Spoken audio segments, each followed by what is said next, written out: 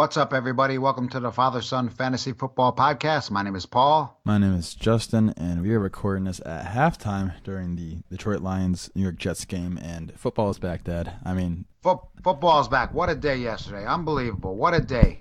You miss football for that long and you have a day like yesterday? Unbelievable. it was crazy. A lot of things happened we didn't really expect to happen. Today we're just going to be doing a waiver wire episode. We're going to be going over the games and trade targets in the next episode and going over the Listener League. And then we're going to hit you again on a Saturday episode for starts and sits for week 2. I'm just happy football's back. If you guys are new, please subscribe. We have content coming to you all season long. And if you write a 5-star review, we will shout you out on the next podcast. And you put your Twitter in there, whatever you want in there. And speaking of Twitter, you can follow me on Twitter at JustinFSFF. And the podcast Twitter's at FatherSonFF. But, hey, week 1. A lot of injuries happened. My goodness. Injuries. Mariota hurt his elbow. Same team. Delaney Walker out for the year. That's awful. His ankle, yep. Olsen has hurt his foot again. Olsen's probably out for the year. He's done. Fournette's hamstring said to be okay. He's probably playing week 2, so I'm not that concerned about that. Baldwin, his knee again. Baldwin's other knee. Yeah, it wasn't the same knee. And you had Rodgers' knee. That looked bad, but what a comeback by Aaron Rodgers. We're going to go into all the games again. Like I said, next episode. Goodwin is quad Goodwin, injury. he's supposed to be day-to-day. I saw that happen, so it looks promising. But, you got Jeremy Hill, torn ACL for the year. Deshaun Jackson got injured, but he looks to be fine. And Devonta Freeman's knee said to be fine. But a lot of injuries week 1, and it sucks. So a lot of stars didn't do anything, didn't produce. Yeah, we're gonna get into all that next episode. But so this weekend I played some DFS. I won some money, and that's partially because of the Quant Edge, and I'm happy to be affiliated with them. So, again, if you're tired of getting crushed by the pros, DFS players, and sports bettors, listen up here. TheQuantEdge.com has the tools you need to play like a pro with our lineup optimizer, injury tool, wide receiver cornerback matchups, and head-to-head tool. You're going to be armed with everything you need to win. You can make up to 150 lineups in seconds. You can see matchups to exploit, compare players to help you make the right decision you're on the fence about at TheQuantEdge.com. I did this on Sunday morning, and the lineups literally happens in like 10 seconds, and I had all these lineups I could choose from. I entered a couple of them in, and won on every single one of them. So there's that. And you also get exclusive access to our industry experts, articles, podcasts, and TQE community by participating in the premium membership chat. And then we here at Father Son Fantasy Football have a special deal for our loyal listeners. You can use the promo code FSFF. It doesn't have to be capitals, just has to be those letters. Again, it's FSFF, and you get $10 off your first month. That's basically 1/3 of the price cut down for the first month, and you got to go to thequantedge.com to sign up today. So that $10 you save right there, put it in the DraftKings or FanDuel, whatever you want to do, and help you win some money. So it's easy as that, right? That's right. It's all about the money. Win some money. Win some money. So we're not going to keep you guys waiting. If you guys are on a ride to work listening to us, looking to put in waiver wires for this night because Wednesday morning they go through. Let's just get right into the waiver wire episodes, Dad. Let's get into it.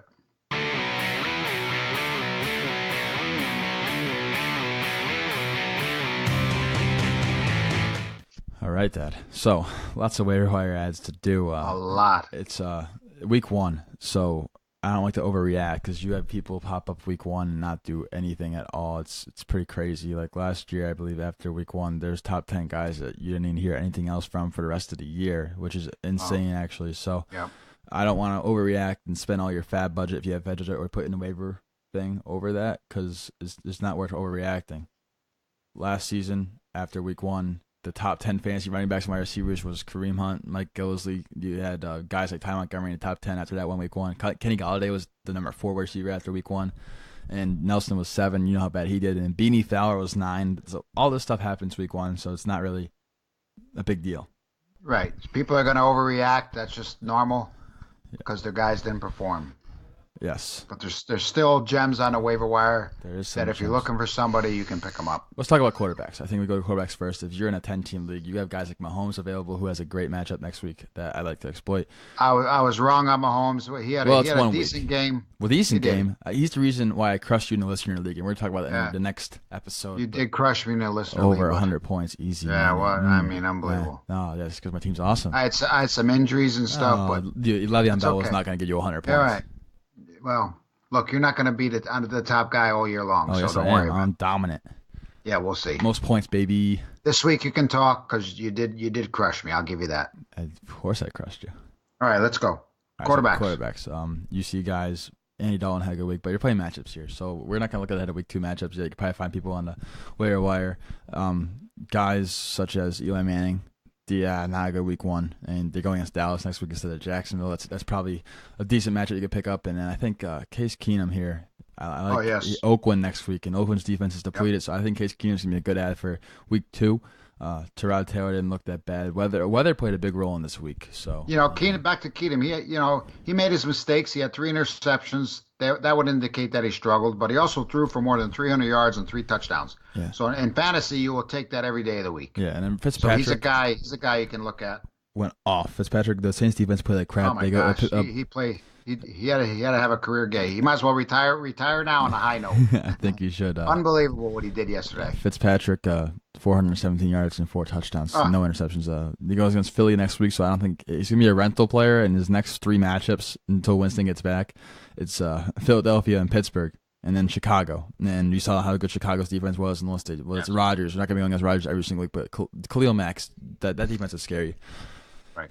I saw that for quarterback. We'll get into the streamer of the week soon, but that's all I see with the ownership less, and I don't mind that. So the biggest thing is I think there's a lot of running backs on this waiver wire that you can find in your leagues. So guys, I think you want to look at here. Austin Eckler, I think, is a great ad this week because he looks to have a role, even with Melvin Gordon getting the most targets, which was funny to see. But I think Melvin Gordon has a role, and so does Austin Eckler. Gordon's still the workhorse there, no matter what. Eckler, yeah.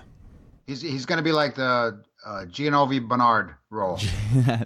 Yeah, well, he's always had a pass catching role. And I think Philip Lindsay, it's funny to see him because he's going to hurt into Royce Freeman's workload. They split carries 17 each. And Lindsay looks good. Lindsay had a pass catching touchdown. And so I think they're both going to have value. But you spending your 3rd-round picks on Royce Freeman does not look so good right now. Again, it's 1 week. I don't want to overreact to it. Right. But I think Adrian Peterson. Oh, Peterson, definitely. I think you say definitely. I think it's a little bit of a get him and try to trade him because I don't think they're going to. Washington's not that good of a team, and Arizona sucks, so they were up and they had to use him a lot. But I don't think it's going to be every single game. So I think you get him and try to trade him. And the biggest way we're at, I think, is James Conner. I don't think if he's available, I think you put in a lot of fab. It's probably a rental until Bell gets back, but Bell could hold out to week 10. But no one knows. You could either play him every week or sell him high now. I think sell him high. Le'Veon Bell's coming back, so either sell him high or you play him. You play him till Bill gets back. It's your choice. We don't really know what's happening with Bell. No one knows really. So I hope that we figure that out soon. I'm just hoping that Bell comes back. But if not, I think Connor, you put in like 60 waiver hours or just try to put an ad in for him and then try to trade him. Another one too. Fournette hurt his hamstring, so that's a nagging injury. It could be all year long. Yeldon's a good pickup. I think Yeldon is definitely another good pickup. Yeah. I also think Connor. I think Eckler, and then Yeldon, like we said, and then Alfred Morris, if he's available, he looks to get more carries than Breida. And a game script where they were actually down, so I think that if Morris is there, the volume should be there, and they're not going to go against Minnesota every single week. Right. But Kelly had no snaps, and neither did P. Ryan, so I think it's all the Adrian Peterson. And Kenneth Dixon is injured, otherwise he'd be a decent ad. Yeah. Yeah, and we're also going to go over to buy lows and sell highs in the next episode, too. So let's go on to wide receivers, Dad. I think there's a lot of wide receivers you can possibly add, but I wouldn't spend too much fab just because of the overreaction. You saw the guy like Beanie Fowler be number 6 last year in week 1. But guys I'm looking to add, I think, is Brendan Marshall. Looks to have a role. Now, here's a guy who wasn't supposed to make the team, and look what he did yesterday. We were watching the game yesterday, and he scored a touchdown, and Dad was like, what? He didn't get cut? Yeah, right. And now you add in the fact that Baldwin has an injury. Right. To his other knee. Right. So I think that Marshall's a guy. Tyler Lockett will be the guy. Yeah, Lockett season, baby. I said to start him. Look how he did for you. I like that. Marshall's definitely a guy in the waiver wire. Marshall's a good guy in the waiver wire. I think Cole Beasley is a good guy in the waiver wire. I think Geronimo Allison. You saw Rodgers look to him. Allison, I think he had 5 catches for 70 yards, 1 touchdown. Yeah, that dime by Rodgers, who couldn't even step in with the ball. That was insane. Ryan Grant from the Colts. Another good guy. To have some volume. Chris Godwin, if he's available. Andrew Luck is back. He threw the ball 53 times. Yeah, that's crazy. 53 times. That's unbelievable. In some leagues, Tyler Lockett is available, which is actually crazy to think of. But like, if Tyler Lockett is available, please put in a decent amount of fab for this guy. He's going to have weekly upside every week, and even with Baldwin being healthy, it doesn't matter. He's going to have upside. And I think if Chris Godwin's also available, I'd add him. Deshaun Jackson's injury, I think, is not anything to be concerned about, but I'd still add Chris Godwin because he's Chris Godwin's good. Another running back we didn't mention is Darren Sproles. I mean, that game, the Falcons, like we talked about, are really bad against the pass catching running back. So I think they implemented him more, and he's going to be used. That backfield, I would just try to stay away from rather than spending a waiver pick on. I'd rather have Connor, and I'd rather have T.J. Yeldon. I'd rather have Austin Eckler than him. But that's not a bad pickup if you really have a deep league and he's available. One more wide receiver I want to talk about is if Dante Pettis is available. I don't know how severe this Marquise Goodwin injury is going to be, but if he's out, I think Pettis had some good report with Garoppolo after week 1, that touchdown. So I got 2 big zeros because of Goodwin. I started him in 2 leagues. Yeah, that was one of them was a subscriber league, a big fat zero. Unbelievable. And then Buck Allen, if he's available for running back, I think we didn't talk about him. Javorius Allen is a good, decent ad. And John Brown could be another one. Oh, yeah, John Brown's available, I think. John Brown? Yeah, John Brown. And then what about Ted Ginn for the Saints? Another good. You're going to have options. Yeah, I wouldn't overpay. Don't overpay on any of these guys. The only guy I'd probably overpay for is Liv Lockett's there. I'd overpay for Lockett. What about Philip Dorsett? Yeah, and that was weird. I mean, Edelman's coming back, so he's going to be like Chris Hogan again. Hey. Chris Hogan. Nothing. Don't talk about Chris Hogan. We'll talk about that next episode. Hey, I'm saying. I'm not happy about Chris Hogan. But it's okay. Ryan Grant from the Colts. I already said that. I already said that. So, tight ends. Greg Kittle. I think Greg Kittle. It's George Kittle. Tight ends suffered so bad. If you don't have Gronk, you had a bad week. I even said that. Gronk, they all suck. My tight end strategy going into this year was Gronk or punt it, or if Reed was there in the 8th, take Reed. And Reed did pretty good. It was a good start choice by you. He did good. And then Gronk went off. Olsen, his foot, Walker's ankle. Yeah, so let's talk. Kels had 1 catch. Hold on a minute. Evan Ingram dropped passes. Now, he did have 2 long plays that were called back, but he still had all the drop passes. What did Jimmy Graham do? Oh, very upsetting for me. I had 2 catches. Oh, Jimmy Graham sucks. Even when they come back, they didn't even use him when they come back. Jimmy Graham is bad, man. That's surprising to me, man. I'm not giving up on him yet. I'm shocked. Jimmy Graham is bad. Wow. It's just like, wow. And you can hammer me. I deserve it. If you can't tell, it's complete sarcasm. I think Trey Burton didn't have a stat line, but he had the targets. I think he's a good hold or buy low. I like Trey Burton a lot. I think Kelsey's also a good buy low. That was a weird game for Kansas City. But the biggest waiver ad, I think, this week for me, other than Connor or Lockett, or AP even, it's got to be Jonnu Smith. This is the tight end from Tennessee. I think you could put in a decent amount of fab and trade into the guy who had Walker or Olsen and get something decent back. The other backup there is Anthony Firkser. I think if I'm saying that right, it's Firkser. He looked good in preseason. I think he had the most fantasy points out of any tight end in the preseason. So it's interesting to see if him or Jonnu Smith is going to get the work there. But I think either one of them could. But I think Smith is going to be the guy. I think Smith's going to be the guy. I think he is actually enticing. And like you said, if George Kittle's on your waiver wire, that looks to be like a league winner. I think, and I love George Kittle.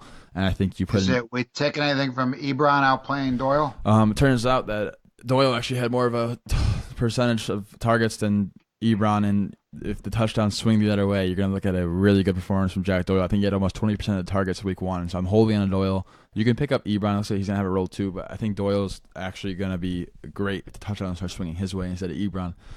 I also think there's more tight ends to add. You have Olsen injured, so I think Ian Thomas, the backup, is a good add. And he's really good in preseason, it looked like, so he's a good add. And one more tight end I'd add is Mark Andrews from the Baltimore Ravens. He had 3 catches, but it looks like he was used more than the other tight ends. So I think Mark Andrews is a good add. But I think Jonnu Smith, George Kittle, and Ian Thomas are your main guys you want to look at. That's just what I think. Okay, I agree with that. But Gronk's a beast. I mean, the dude's insane. There's no one can cover him. Man.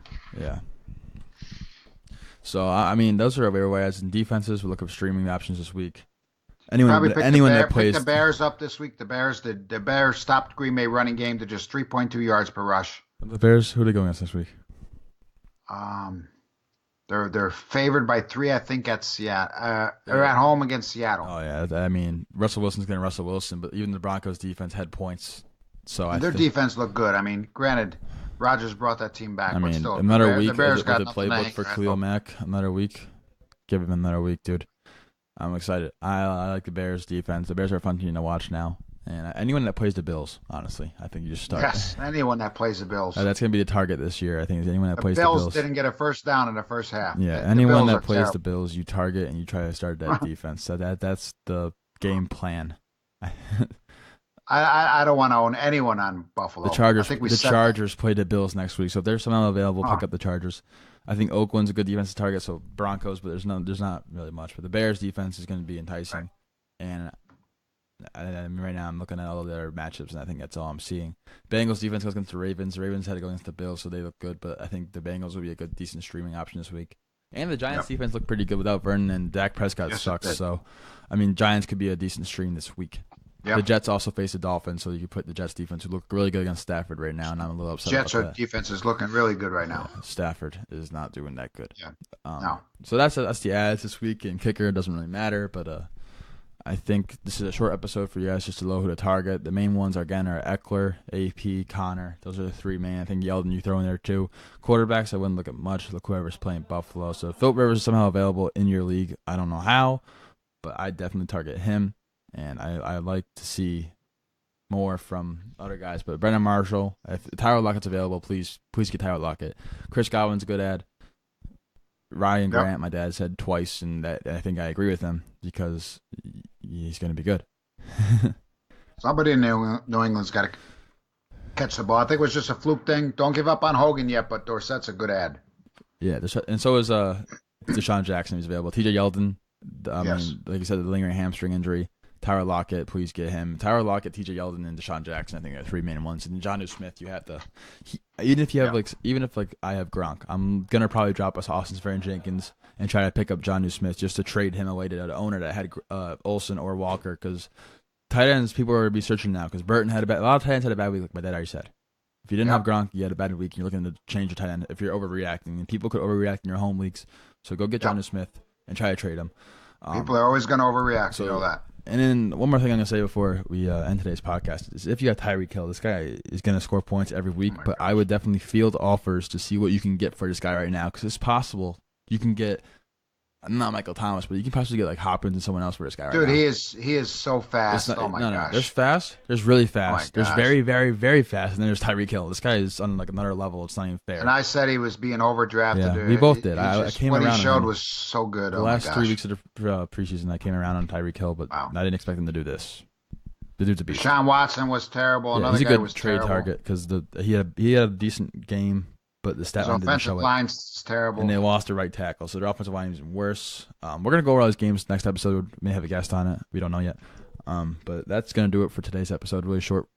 Gets to the point. Get those waiver ads in. Don't overreact. Don't overspend. It's week one. Get them waiver ads in. A lot of times during week one, you overspend and you get screwed. But James Conner, try to get him and trade away. There you go. Yeah. So anything else you want to say, Dad?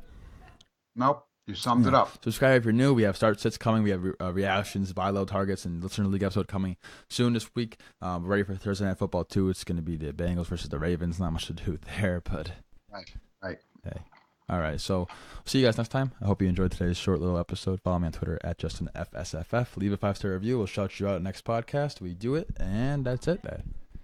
All right.